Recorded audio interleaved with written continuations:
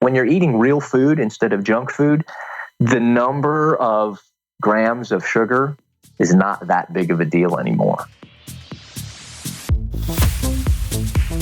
Welcome to the Rebel Health Coach Podcast with Tom Underwood. Armed with truth and knowledge, your journey to a healthy lifestyle can be obtained. Preventative wellness, quality nourishment, and daily fitness routines dramatically improve your outlook on life as a whole. And you'll find the support and info you need to accomplish a healthier lifestyle here. Together, we can empower each other along our journey to an amazing you. Welcome to the Rebel Health Coach Podcast. In today's episode, I am interviewing Dan DeFigio. He is the best-selling author of Beating Sugar Addiction for Dummies and several other books.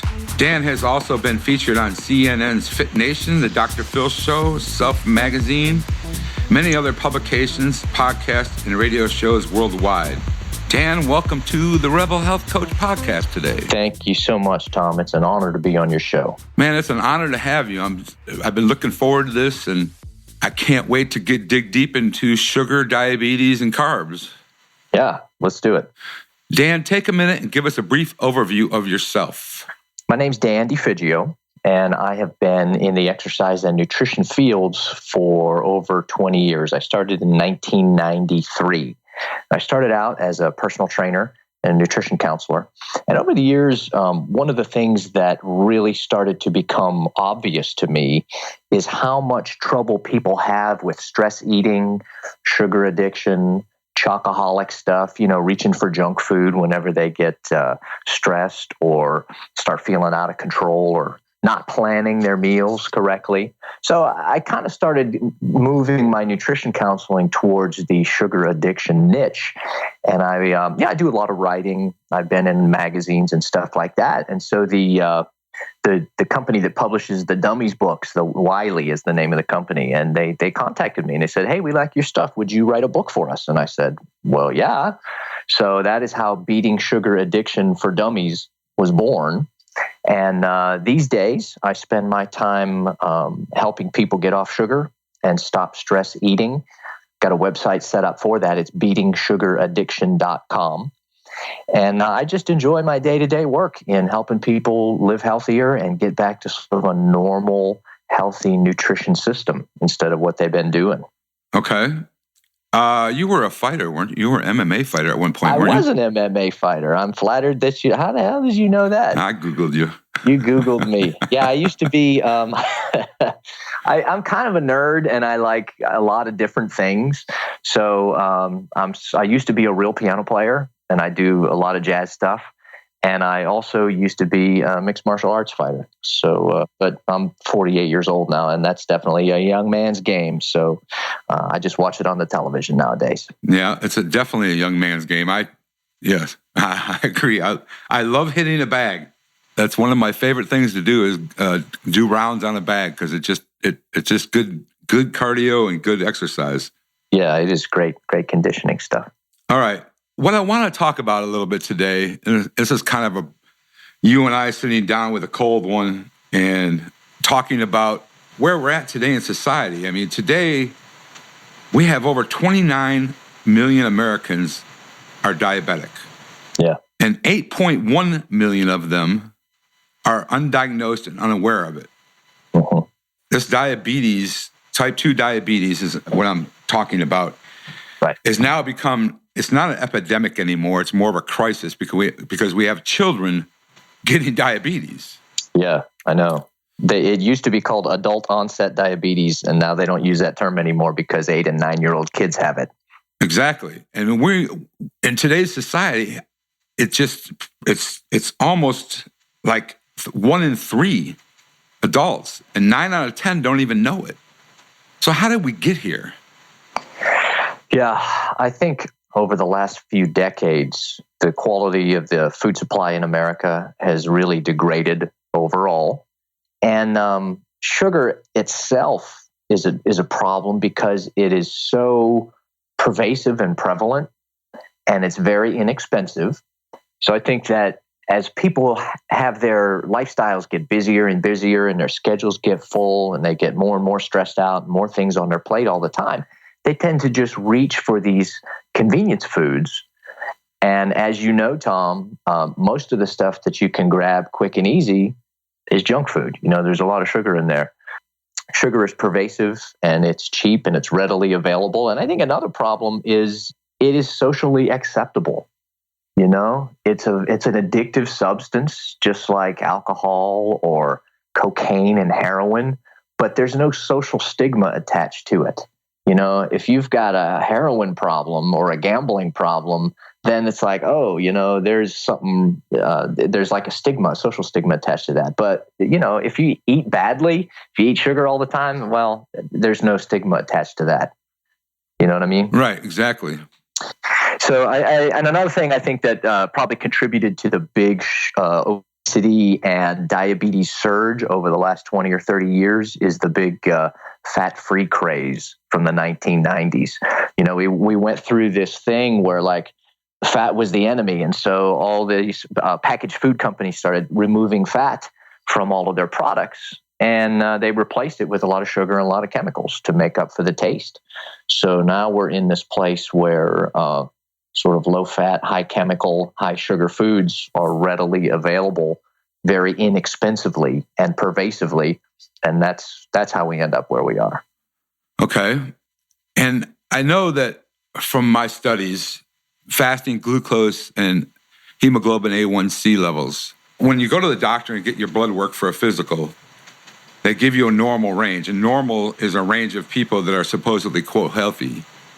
Right. So I see a lot of people coming to me and their A1 or their hemoglobin A1C level is like 5.6 and the doctor says they're normal, but optimal for that is 5.0 or less. Yeah, trying to keep it under 5 is a really good goal. So I think there's a little bit of a problem there, in my opinion. I just want to know your take on the fasting glucose, which fasting glucose can, a lot of things can skew fasting glucose. Right. A trip to the your stressful commute to the physician's office that morning can skew it. A bad night's sleep the night before can skew it. The time of day it's taken can skew it. So let me know your thoughts on fasting glucose and hemoglobin A1C, please. Get nerdy. Go ahead and get geeky. Okay. Well, I am a nerd, right? So my disclaimer is I am not a laboratory lab values guy. So that's not a real strength of mine. But fasting glucose, you're absolutely correct, is not a terribly useful number because it varies so much throughout the day. It doesn't really give you a good picture of like what is happening on a more regular basis. It's just a snapshot in that 1 second. So not terribly useful. The hemoglobin A1C, the way that works for any of the listeners who aren't familiar with it, basically what that measurement is a measurement of how much, okay, I'm going to totally get nerdy.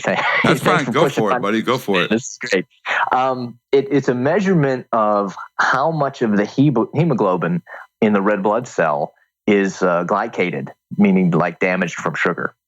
The smaller number is better in that regard. There's a small difference between relatively healthy and getting into the diabetes range. It's only like 1.5% around there. So basically, the red blood cells turn over.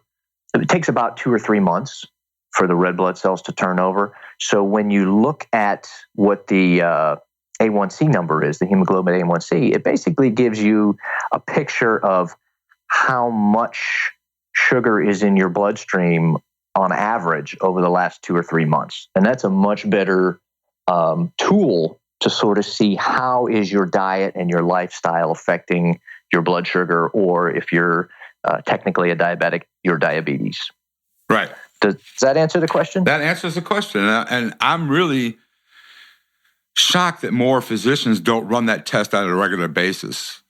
I think my experience is it is becoming more common. But if you are a listener who is getting regular medical care, you may have to request that specific test, depending on how your physician group or the laboratory where they send off the blood work, depending on what their default is, you might have to actually request a hemoglobin A1C test instead of a fasting glucose. Right, exactly.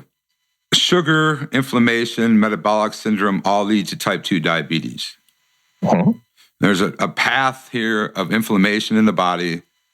Now, I know now that I didn't know then, but when my father passed away, he passed away of diabetic complications from kidney failure and heart disease. Yeah, that's sad. And that's why I am doing what I do today, and that's why I want to specialize in type 2 diabetes. How much sugar should a person eat per day? I am not really a black and white numbers kind of person when it comes to those kind of guidelines. I mean, the American Heart Association or the American Diabetes Association has put out some recent guidelines, and I think like the guidelines for women is 25 grams of added sugar a day. And for men, it's about 1.5 times that. It's somewhere around 35 or 38 grams a day. So, I mean, those are numbers that they come up with that, like, they average a lot of big populations and say, well, it seems like, people who report eating like this have fewer problems than people who report eating like this. It's not like you can say, if you have 25 grams of sugar a day, you're fine. And if you have 26, you're screwed. Okay. It's not a black and white cutoff kind of thing like that. So the way that I usually approach this when I coach people is to, when you start making improvements in your daily habits and your daily nutrition, you start replacing these unhealthy foods, the low nutrient, high sugar foods with better quality foods, higher fiber, higher nutrient foods like vegetables and whole fruit and lean proteins and things like that. When you're eating real food instead of junk food, the number of grams of sugar is not that big of a deal anymore. Okay. So I start looking at what are people consuming as opposed to really diving into the specific numbers of like, how many grams of sugar are you having? Because, if you're drinking a soda, that is a bad choice. And I'm not really concerned with whether your soda has 50 grams of sugar or 36 grams of sugar. That is not, that is nitpicking, and you're missing a big picture. So that's kind of how I approach stuff. All right, why don't we talk about what are sugars? Now, go ahead and get geeky on me again, because there's a lot of people think of sugar as just the white granular stuff that you pour out of a bag, but sugars go deeper than that. So what are sugars? Okay, I mean, if you want to get real geeky, I mean, a sugar is from a chemistry standpoint, it's a compound it's a monosaccharide that has I think 3 or more carbons and 3 or more H2O molecules attached to it, and there are different kinds. But when we in the nutrition and health field talk about sugars, what we're really talking about is something that is sort of an added sugar as opposed to a sugar as defined by chemistry. Okay. So, for example, every carbohydrate that you eat is whether it's table sugar and cookies or whether it's spinach and Brussels sprouts, all carbohydrates are broken down in the digestive system into glucose, right? It's a simple sugar that your cells can absorb. So the thing that makes a sugar better or worse for you is twofold. Number one, does it have nutrients involved, or is it just empty calories and empty sugar? Okay. Number two, and this is the most important thing for the diabetes and blood sugar control issue, is how fast is that carbohydrate broken down and does it enter the bloodstream? And that's what you try to control when you have blood sugar level issues like diabetes or pre-diabetes. So the carbohydrates that are filled with fiber and break down slower, they're more complex, they break down slower. Those are the kinds of carbohydrates that are more desirable because they have a smaller effect, a smaller rise on your blood sugar.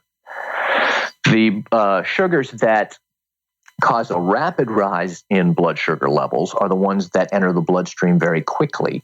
Those are liquid sugars, like I mentioned earlier, soda. If you drink that, fruit juice, agave juice, types that are liquid hit the bloodstream really fast.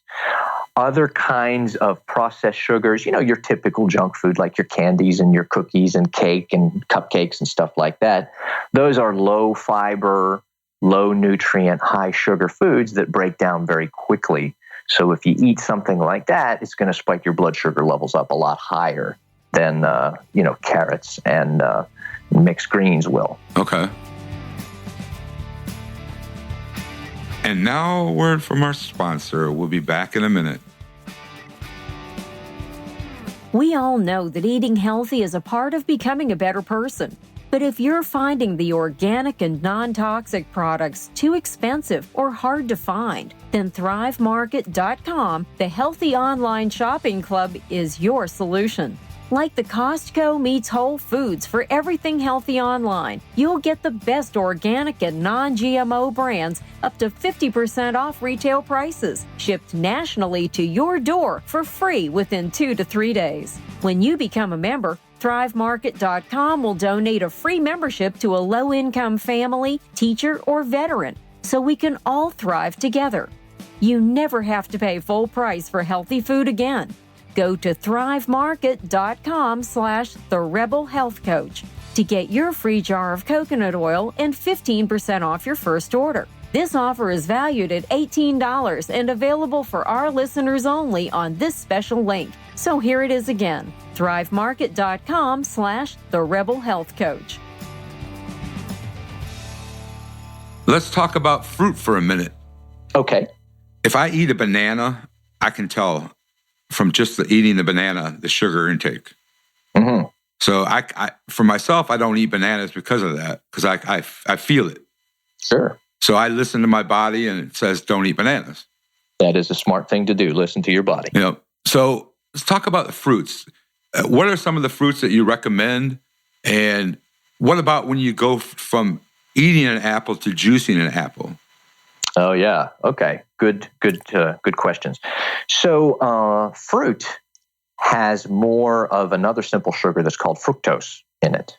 And fructose is processed a little bit differently in the body than glucose is. It sort of goes directly to the liver for processing. And so your liver can handle only about 20 grams of fructose at a time, which isn't a whole lot. It's a couple pieces of fruit. It's a few pieces of fruit. It's like a half a soda because there's high fructose corn syrup in sodas, those types of things. So when you eat more than a small amount of fructose, then your body will sort of package up the extra fructose and store it as fat directly. So that is actually one of the primary causes of liver disease in the United States that is not related to alcohol. It's fatty liver disease from excessive fructose consumption. So there's a little nifty nerd moment for you there, but I was getting away from your original question. I'm sorry. So the fruits that, instead of individual fruits that are yes or no on my list, I'm really more about the amount. And as you mentioned earlier, the delivery system, right? In a nutshell, keeping fruits in their whole state is going to mean that you are eating the fiber and the other nutrients that are involved, which is a good thing to do. So if you're eating an orange, for example, or an apple, then in addition to the carbohydrates and the fructose that is present in there, you're also getting the fiber and the pectin and the vitamins and minerals and things like that. So the fiber helps to slow down the digestion and the absorption of this sugar into your bloodstream. If you juice it, if you're drinking orange juice, or if you juice up an apple or juice up your berries or whatever, you're chopping up a lot of that fiber and it's liquefied, so it enters your bloodstream a lot faster. Okay. So yes, orange juice still has the good nutrients, vitamin C and antioxidants that an orange does, but it doesn't have the fiber, so it's going to affect your blood sugar a lot faster, and that's not good, than a whole orange is. So I'll usually suggest that to folks as I work with them that most of your carbohydrates should come from vegetables because they tend to be lower in sugar, they are higher in fiber and higher in nutrients. Whereas when you start getting into fruits, they generally have more calories, they have more sugar, more fructose. So smaller portions of the whole fruits are definitely the way to go. With vegetables, you can pretty much eat as much, you'd be hard pressed to eat too many vegetables. They're so low in calories and so high in nutrients, you'd really have a hard time eating too many vegetables, but you can certainly go overboard on the fruit. So you got to watch your portions. And when you do have fruit, make sure that you eat the whole fruit and not juice. Okay. What about hidden sugars and some of the names for hidden sugars? Oh yeah, that's a great point. There's so many of them. I actually put up a big list on beatingsugaraddiction.com. There's a big list of hidden sugars right there. But in a nutshell, some of the stuff that you wouldn't expect to really be a name for sugar, it would be things that have to do with they have like fruits in the names, like let me think of a good one: cane juice. Right, evaporated cane juice or fruit juice concentrate. You'll see grape juice concentrate. Those types of fruity type names on the ingredients list are actually versions of methods of sugar delivery. You also want to be aware of the oses, like the maltose and fructose and dextrose. The OSE stuff. Those are sugars. I think everybody by now generally knows that high fructose corn syrup is not a good thing to be digesting. Certain types of malt are on the list, which is interesting. So yeah, I think the easiest thing to do, instead of having me just rattle off right. names, just go to beatingsugaraddiction.com and look up the other names for sugar, and that'll probably be helpful to a lot of folks who are trying to watch out for these kinds of things. Now I know that our big food companies are starting to even play with the name of high fructose corn syrup in their ingredients. Yes, that's a sneaky way. Yeah. I think corn syrup, I think, is what they want to change it to, right? Yeah, they're trying that now. It's just corn syrup. Let me ask you a question. When you're reading a label, for our listeners here, when you're reading a label, where do you want to see sugar on that label? Well, when you list the ingredients on a label in the United States, they list it by weight. So the first thing that is on the list of ingredients is the thing that weighs the most, So, and then as you go down the list, then there's less and less by weight, by product weight. So, personally, I'm always coaching people to eat whole foods and real foods. So there aren't going to be a lot of ingredients on a package. Right. Strawberries do not have an ingredient list, basically, Right, exactly. those kinds of things. But when you are looking at the label, if something has sugar in the first few ingredients, that's telling you that it's a big percentage of what is in that package. If it's way down on the list, there's less of it. Yeah, and in today's society, we live on, I know myself, I live on a rushed, for the most part, on-the-go thing. And I think that I try in practice coaching, I try and keep the sugars out of the first 5, and I try and keep the ingredients less than 10 on the package. Yeah, I think that's a great way to sum it up right there. If you've got more than 10 ingredients, then you're eating a lot of processed stuff and a lot of chemicals that you could probably find a version of that is cleaner. So here's one thing. I know that myself, I'm a big meal bar, or, I grab a meal bar. If I'm on the go, I can stop at the gas station and grab a meal bar. Yeah. Is there any meal bars out there that you recommend to the listeners that? Yeah, one that comes to mind is there's a brand called Quest. They make Quest bars. Okay. And they are sugar-free and additive-free. They're like chemical-free. They're high in protein, high in fiber. They don't have any added sugars or artificial sweeteners or anything like that. So I like those for a snack bar. Okay, Quest bars. I think you can get those almost anywhere now. But yes, I don't have the website on the top of my head, but I know that Thrive Market, if you're a member of Thrive Market, you can order them by the box and get yourself a good deal. Yeah. I also, I like to prepare a lot of my own snacks. So, a handful of nuts and an apple makes a good one. I keep Greek yogurt in my refrigerator at work. So I've always got access to that.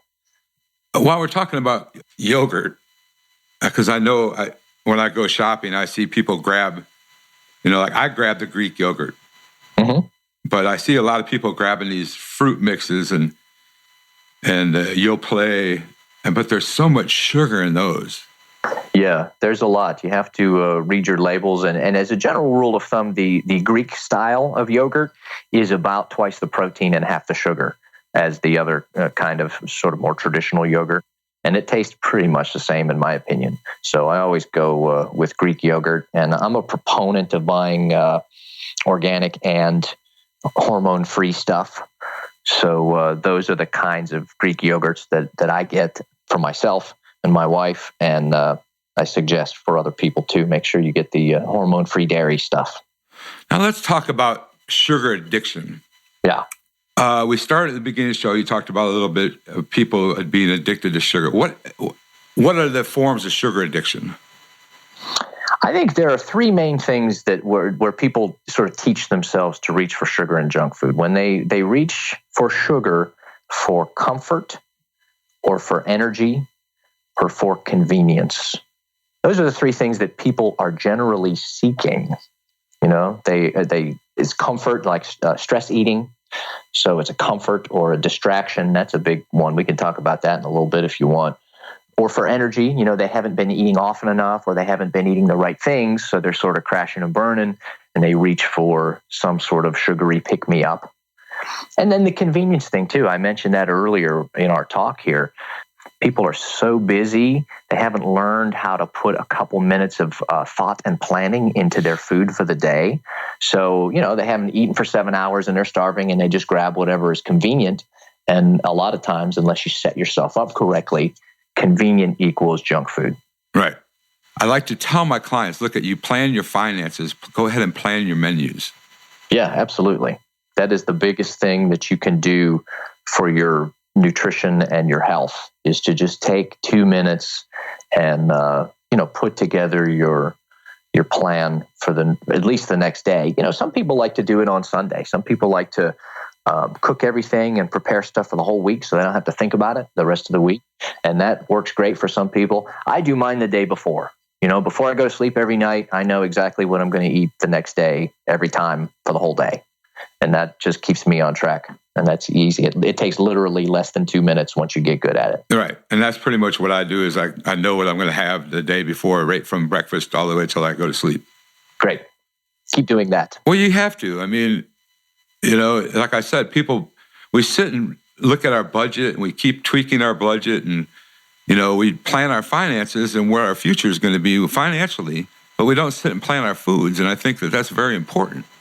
Yeah, you're exactly right. And that's one of the keys to sort of turning around your nutrition program. If you find yourself, suffering from diabetes or stress eating and sugar addiction or whatever your current problem is, you've got to put a little bit of time and attention into thinking and preparing about food. Because if it always goes on the back burner, you're never going to improve it. Right, exactly. Now, I have a question from one of the listeners in regards to sugar cravings. Mm-hmm. If you have a sugar craving, what do you use or what do you do to replace it? The first thing I would do is grab the 3 Steps to Kill Your Sugar Cravings guidebook or guide sheet that I have at beatingsugaraddiction.com. It's free. You can download it. It's just a little 3-step process. When you get a sugar craving, do these 3 things, and it'll kill most of your cravings right away. And another thing that I generally try to get people to do, in addition to drinking enough water throughout the day, because that is actually one of the reasons for sugar cravings, is thirst and dehydration. I don't know if you knew that or not, but the little hypothalamus section of your brain that controls your appetite and your thirst and stuff like that, those things are wired in there pretty tight. And so it's really easy for us to get in the habit of thinking that we want food or something sweet when we're actually thirsty. So drinking enough water is one easy way to keep yourself out of trouble for a majority of the day. And the other thing that I will suggest that people do is start to find some healthier substitutes for what you used to formerly reach for your sweet fix. For example, if your thing was like, the little Dove chocolate things at night, then switch to a square or two of dark chocolate instead of milk chocolate. There's less sugar. Dark chocolate actually has some healthy nutrients in it, and it'll still give you your chocolate fix and give you that nice, smooth chocolate mouthfeel that you like. A healthier substitute like that. I use berries like strawberries and blueberries or cherries, a handful of those at night instead of, cake or pie or whatever your kind of dessert that you might have historically had. That way you have fewer calories, fewer processed sugar, and a whole lot more nutrients that are useful to you than a piece of cheesecake. Okay, cool. Let me ask you a question in regards to the cacao or chocolate bars. What percentage of cacao are you looking for in a chocolate bar? 70 or maybe 80. The taste tends to change a lot after 70 or 75, but a minimum of 75% or 70% cacao would be what you're looking for. Is there anything else you'd like to add before we go into the sugar-free meat course? Oh, you've been asking a lot of good questions, man. I like it. Thanks, Tom. No problem, buddy. Let's go into your sugar-free meat course. Tell listeners where they can find it and what it involves. And sure. I have two ways that I work with people around the blood sugar control and getting off of sugar, stopping the stress eating, and how to get off sugar for good, really, is a good way to describe it. The first way is an online course. It's called Sugar Free Me, and that's what you were describing. And it's basically a 7-module course that you can digest at your own pace. Excuse the pun, digest. But, you learn at your own pace. It's written materials and video materials, and it'll be audiobook soon. I don't have the audiobook stuff uploaded quite yet, but you can have it in all of that written stuff, video stuff, audio stuff. And it's a step-by-step process to teach you how to stop stress eating, how to start planning your food better. It talks about the reasons why you historically have gone into reaching for sugar and junk food. My disclaimer is I am not a mental health professional. I'm not a psychologist or a counselor, but you can't talk about changing somebody's behavior unless you start looking at how they think. Okay. So I have, literally I've got thousands of people under my belt. And so when you work with that many people over 20 some years, you start to recognize a lot of patterns. Right. So there are 4 sort of typical versions of people's emotional states about why they reach for sugar. So I talk about all 4 of those, give some specific advice for each one of those types. And it's a system that helps people learn how to put together a healthy nutrition system on their own, because that's what you really need. My whole coaching philosophy is really based on building a better, healthier normal for what you're doing. Okay. The reason that people tend to struggle and fail so often when it comes to nutrition and weight loss and blood sugar control and all this stuff is that they go on this plan or this program. It's usually too strict. It's usually a not sustainable system. So when they either finish it or they sputter out and fail halfway through because they can't manage the willpower that is required for this kind of a thing, then they go back to what they used to do. And the result there is you haven't really changed anything. So I do not give people like, okay, here's a system and here's a program and you try to do it all at once, because that's not how we Right. That's not how we change. So the way that I coach folks is I go through small incremental changes and upgrades in their nutrition, in their lifestyle, in their stress management, and their exercise, so that over time, at 5 months later, 6 months later, you look back and you're a totally different person than you were 6 months ago. Right. But you've only changed 1 or 2 things at a time, so you don't really feel like you're doing anything that different. That is a sustainable way to change behavior and improve your nutrition and your lifestyle. So that's how I do it. I use the sugar-free meat course that you talked about. I also have sort of an online coaching group that I run to go through these kinds of gradual improvements over time. So those are the 2 ways that I help people. Yeah, baby steps, man. Baby steps, where it's at. It's all about baby steps. And even myself, I know, there's some Sundays I'll say, hey, look, I'm going to have some ice cream today. Yep. and I'll go grab a little pint of Chunky Monkey, and that's a treat. Right.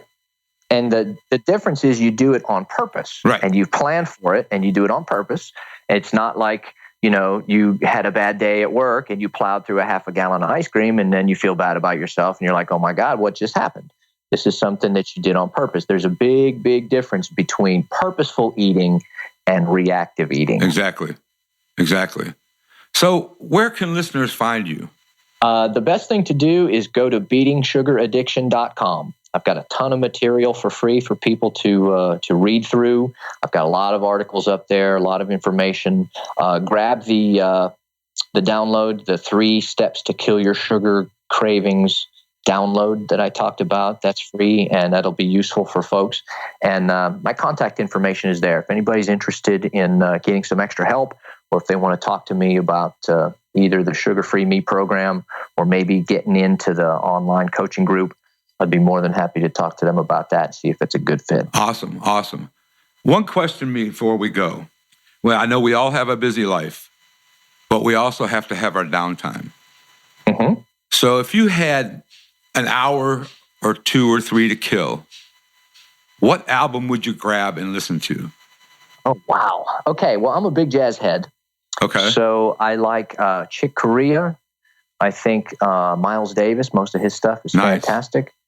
And let's see, one more that I would like. I'm a John Scofield fan too. Okay. So I like that kind of guitar jazz too. Nice. I'm a big fan of Pat Metheny also. Oh yeah, I actually got to audition for Pat Metheny's band in the 1990s. Did you really? I was flattered. Yeah, he didn't pick me, but I got a nice letter from him. It was nice. For keyboards? Yeah. Nice. I used to know Paul Wertico a little bit as he was Pat Metheny's drummer for a while, so that was interesting. Yeah, great band. Great guitarist. Good stuff.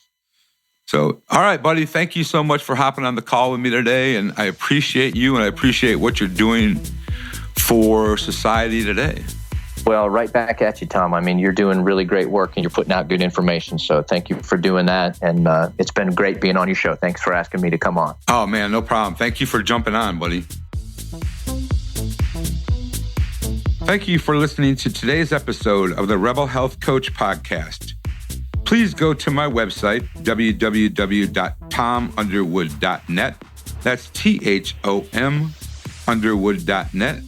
And grab yourself a copy of my free ebook, 11 Surprisingly Easy Changes to Be Your Best Self. It's under the Freebies tab at the top of the page. This will also sign you up for my monthly newsletter, and I promise not to blast you with endless BS emails. Also, if you'd like to book a 1-hour consultation with me, at the bottom of the homepage, just click on the button, schedule a free 1-hour consultation. And if you really enjoyed this show, please go to iTunes and rate the show and leave me a comment. Have a blessed day.